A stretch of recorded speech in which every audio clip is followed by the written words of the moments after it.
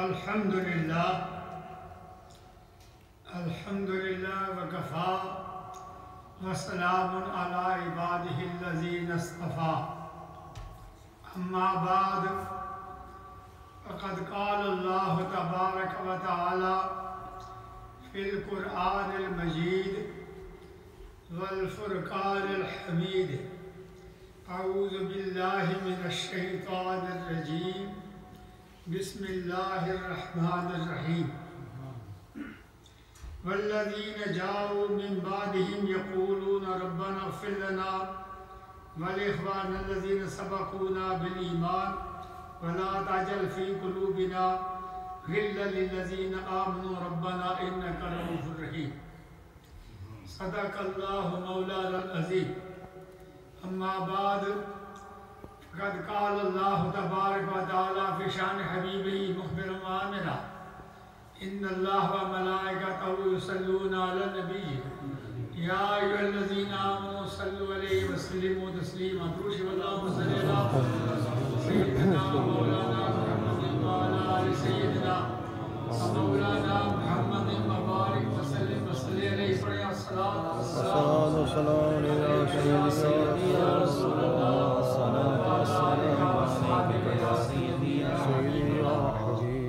میں نے قرآن مجید فرقان حمید کی آیت کریمہ آپ کے سامنے تلاوت کی ہے۔ اللہ رب العزت نے ارشاد فرمایا والذین جاؤ، اور وہ لوگ جو ان کے بعد آئے، یقولون وہ کہتے ہیں ربنا ہے ہمارے رب اغفر لنا، اللہ ہمارے گناہ بخش، وَلِإِخْوَانِ الَّذِينَ سَبَقُونَا بِالْإِيمَانِ، ان ہمارے بھائیوں کا گناہ بخش جو ایمان کی دولت لے کر ہم سے سبقت لے گئے، یعنی مومن ہو کہ ہم سے پہلے چلے گئے، پہلے یہ کہے کہ اللہ میرے گناہ بخش، پھر ان بھائیوں کے گناہ بخش جو مومن ہو کہ دنیا سے ہم سے سب سے پہلے چلے گئے، ہم سے پہلے چلے گئے، ہم سے سبقت لے گئے۔ فَلَا تَجْعَلْ فِي قُلُوبِنَا، اور ہمارے دلوں میں نہ بنا غِلًّا کوئی کھوٹ لِلَّذِينَ آمَنُوا، ان لوگوں کے لیے جو ایمان لائے، ربنا ہے ہمارے رب اِنَّكَ بے شک تو رؤوف مہربان رحیم رحم کرنے والا ہے۔ یہ ہے آیت کریمہ کا ترجمہ۔ معنی یہ ہے کہ اللہ تعالیٰ ہمیں ایصال ثواب کا طریقہ بتاتا ہے کہ جو بھائی، جو بزرگ، جو والدین دنیا سے چلے جائیں اور ان کے بعد اگر تم موجود ہو تو تم دعا کا اہتمام کرو، ان کے لیے ایصال ثواب کرو، اور ایصال ثواب کا طریقہ یہ ہے کہ سب سے یہ پہلے کہو دعا مانگنے والا، جتنے دعا مانگنے والے ہیں وہ سب کہیں کہ یا اللہ ہمارے گناہ بخش، اس لیے کہ اللہ تعالیٰ ہمارے گناہ بخشے گا تو ہماری دعا قبول ہوگی نا۔ اس لیے ہم نیک انسان سے، نیک آدمی سے ہم دعا کراتے ہیں، اس کی دعا قبول ہوتی ہے، وہ بخشا ہوا ہے۔ اللہ تعالیٰ فرماتا ہے پہلے اپنے لیے بخشش مانگو، پھر وہ سارے مل کے یہ کہیں کہ اللہ ہمارے سب کے گناہ بخش دے، اس کے بعد دعا مانگو۔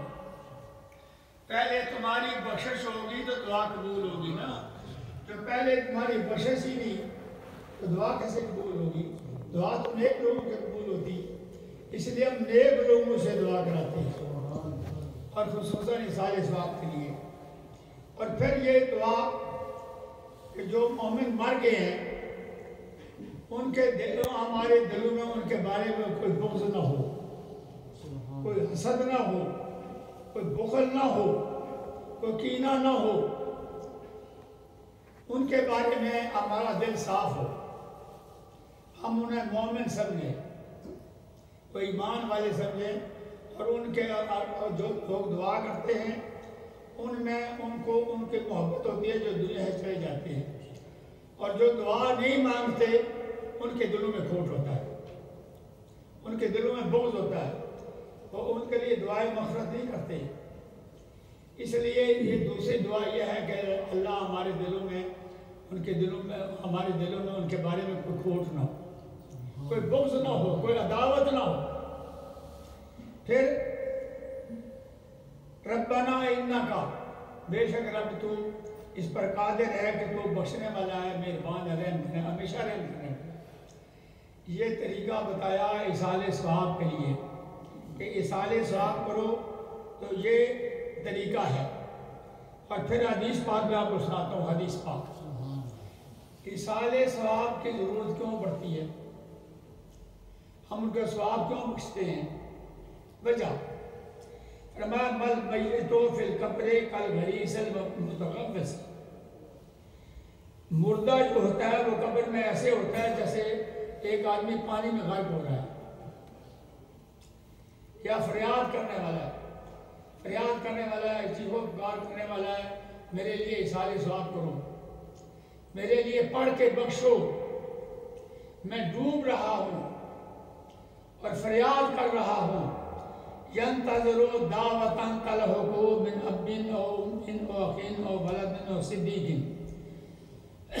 پھر وہ انتظار کرتا ہے کہ میرا باپ میرے لیے دعا کرے گا، میری ماں میرے لیے دعا کرے گی، میرا بھائی میرے لیے دعا کرے گا، میرا لڑکا میرے لیے دعا کرے گا، میرا دوست کوئی دوست ہوگا جو میرے لیے ایصال ثواب کے لیے دعا کرے گا۔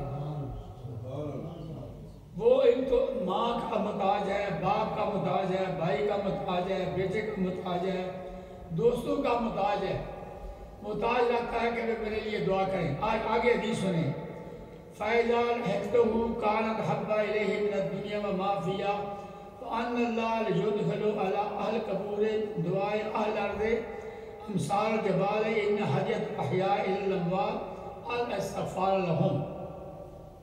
وہ دعا جب کرتا ہے تو دعا اتنی قبول ہوتی ہے کہ جیسے پہاڑ ہے، پہاڑوں کے بلندیوں کی طرح اس کی دعا قبول ہوتی ہے۔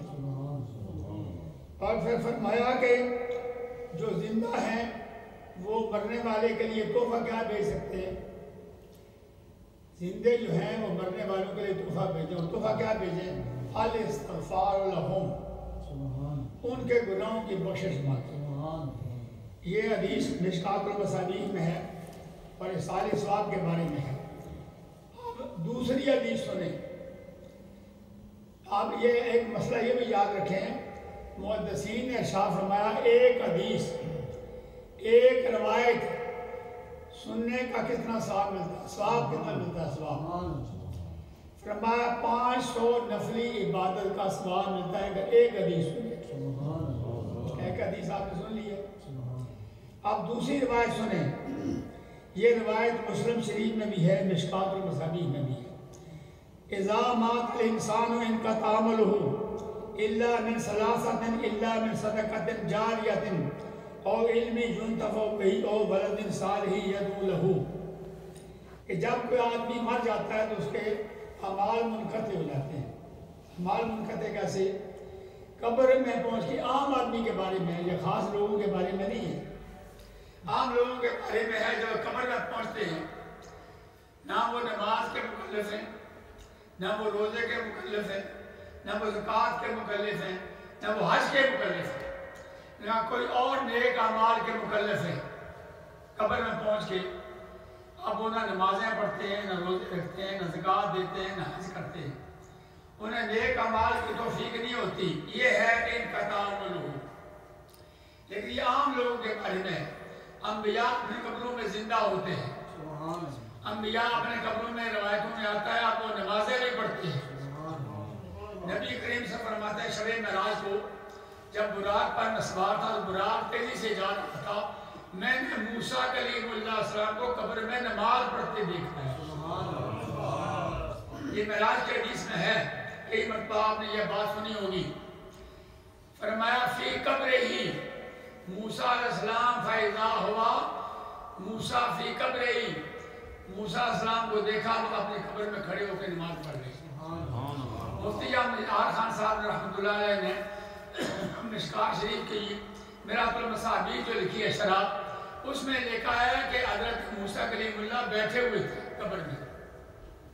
قبر میں بیٹھے ہوئے تھے، جب حضور کو براق پر سوار دیکھا تو تعظیماً کھڑے ہو گئے، تعظیماً کھڑے ہو کے حضور پر الصلاۃ والسلام علیہ یا رسول اللہ پڑھنے لگے۔ یہ کس نے لکھا ہے؟ حکیم علماء مفتی احمد یار خان صاحب رحمۃ اللہ نے میرات المصابیح میں لکھا ہے کہ حضور پر سلام پڑھنے لگے۔ تو انبیاء قبروں میں زندہ ہوتے ہیں، وہ قبروں میں نمازیں بھی پڑھتے ہیں، اور صوفیاء اور یا اللہ کے بارے میں نے پڑھا بھی ہے اور مشاہدات بھی کیے ہیں، اور میں نے کتابوں میں پڑھا ہے کہ وہ قبروں میں مراقبے بھی کرتے ہیں، قبروں میں قرآن مجید فرقان حمید کی آیت کریمہ بھی پڑھتی ہے، اور اپنی موافق نمازیں بھی پڑھتے ہیں، اور یا اللہ بھی قبروں میں زندہ ہوتے ہیں، انبیاء بھی قبروں میں زندہ ہوتے ہیں۔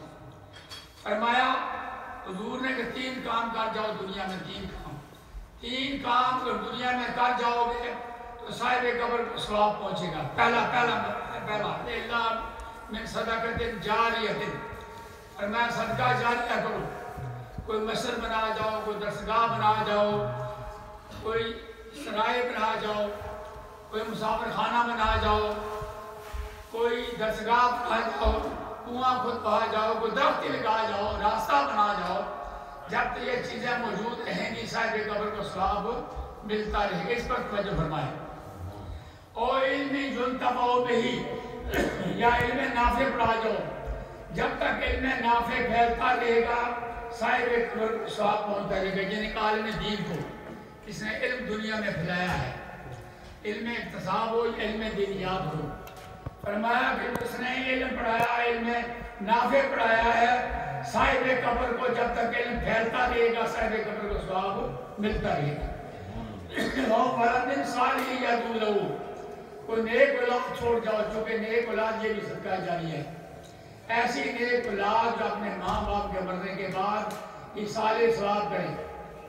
آج راجہ محمود ابراہیم مرحوم ان کا انتقال ہو گیا ایصال ثواب کے لیے، آج ان کے بیٹے ایصال ثواب کا اہتمام کر رہے ہیں، ایک مدین ہے ایک نعمان ہے، اور ایک ان کا بانجا بھی ہے، ظفر بانجا ہے، یہ اہتمام کر کے آج ایصال ثواب کر رہے ہیں۔ فرمایا اور صالح یدعو لہ، کوئی نیک اولاد چھوڑ جاؤ، نیک اولاد یہ بھی صدقہ جاری ہے، اور نیک اولاد چھوڑ جاؤ تاکہ اپنے ماں باپ کے لیے دعا کرے۔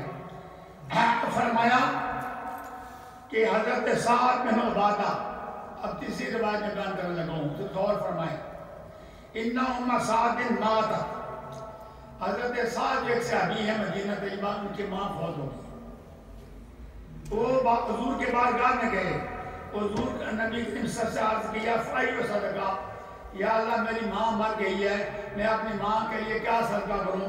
حضور نے فرمایا قال الماء، کنواں کھدواؤ۔ فحضر بیرن، جب کنواں کھدواؤ پانی نکلے تو وقال حاضر ام سعد، اس کے اوپر تذکیر لکھو یہ سعد کی ماں کا کنواں، اس میں غریب بھی پیئیں گے امیر بھی پیئیں گے۔ حضور نے اس کا کنویں کا پانی خود بھی پیا ہے، صحابہ نے پیا ہے، امیروں نے پیا ہے، غریبوں نے پیا ہے، چونکہ فرمایا کہ یہ پانی ہے یہ بھی صدقہ ہے، کوئی چشمہ اور کنواں کھدوا جاؤ۔ حضرت سعد نے اپنی ماں کے لیے کنواں کھدوایا، اگر پانی کا ثواب پہنچا تو کھانے کا ثواب بہتر پہنچا۔ اب ایک روایت میں پیش کرتا ہوں، یہ صاحب روح البیان نے لکھا تفسیر روح البیان میں، تفسیر روح البیان کے بعد رسالے پڑھتا ہوں۔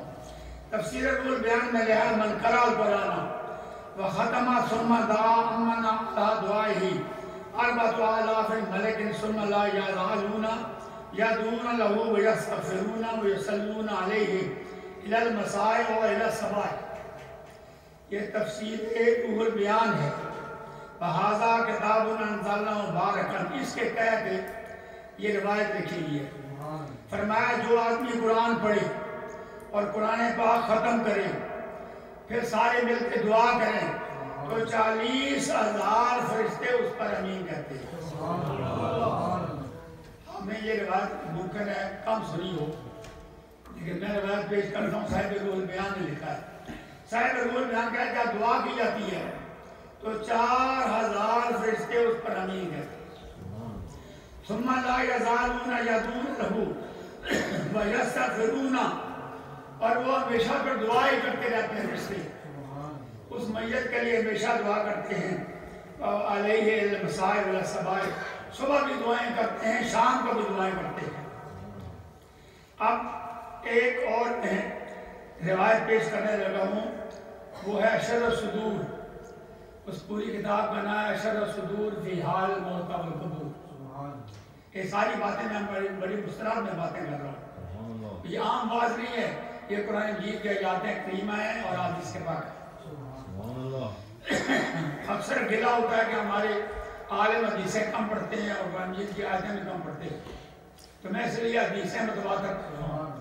اب یہ جو حدیث پڑھ رہا ہوں، ایک کتاب کا نام ہے شرح الصدور فی حال الموت والقبور، یہ کتاب لکھی ہے امام جلال الدین سیوطی رحمۃ اللہ تعالیٰ نے، جن کو امام بخاری نے لکھا ہے۔ یہ ایسا شیخ المحدثین ہے جنہوں نے 75 مرتبہ عالم بیداری میں حضور کو دیکھا، صرف عالم خاص میں نہیں، 75 مرتبہ عالم بیداری میں حضور کا دیدار کیا ہے۔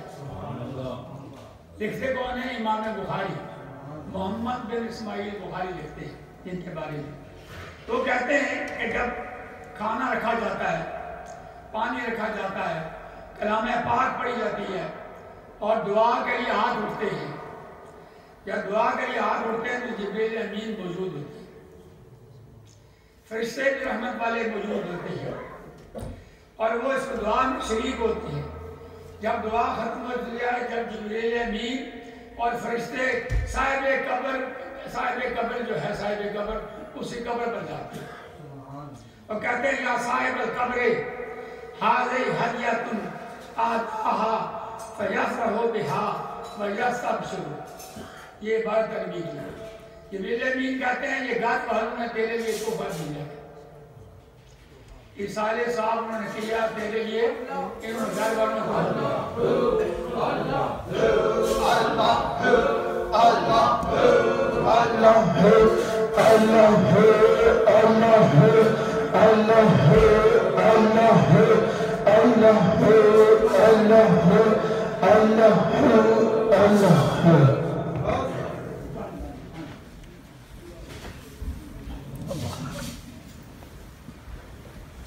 یہ میں روایت پیش کر رہا تھا شرح الصدور کی کہ جبریل امین اسی طرح کا بالکل اسی طرح کا کھانا لے کر، اسی طرح کا فروٹ لے کر صاحب قبر کی قبر پر جاتے ہیں اور قبر پر جا کے کہتے ہیں یا صاحب القبر ھذہ ھدیۃ اہداھا فیفرح بھا فیستبشر، اے صاحب قبر تمہارے لیے تیرے گھر والوں نے دعا کر کے تیرے لیے یہ تحفہ بھیجا ہے، اس طرح کے کھانے بھیجے ہیں، اس طرح کا فروٹ بھیجا ہے۔ جو باقی صاحب اہل قبور ہیں، اہل قبور باقی مسلمانوں کے ہیں، تو اسے مبارکیں دیتے ہیں، تجھے مبارک ہو تیرا کوئی ہے جس نے اصالِ ثواب کیا ہے، دعا مانگی ہے اور اتنے کھانوں پر دعا مانگی ہے، اتنے فروٹ پر دعا مانگی ہے اور تیرے لیے یہ ہدیاتاً تیرے پاس یہ بھیجے ہیں۔ تو سب آدمی صاحب قبر کو مبارکیں، اس لیے توجہ نے فرمایا، صاحب قبر کو مبارکیں دیتے ہیں کہ تجھے کو مبارک ہو۔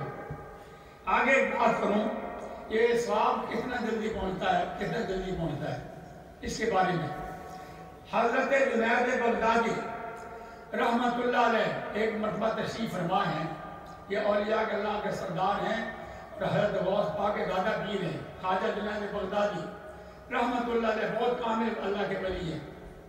تشریف ایک جگہ تشریف فرما ہے، آپ کا مرید صادق آپ کے سامنے بیٹھا ہوا ہے، آپ نے اس کی طرف توجہ فرمائی۔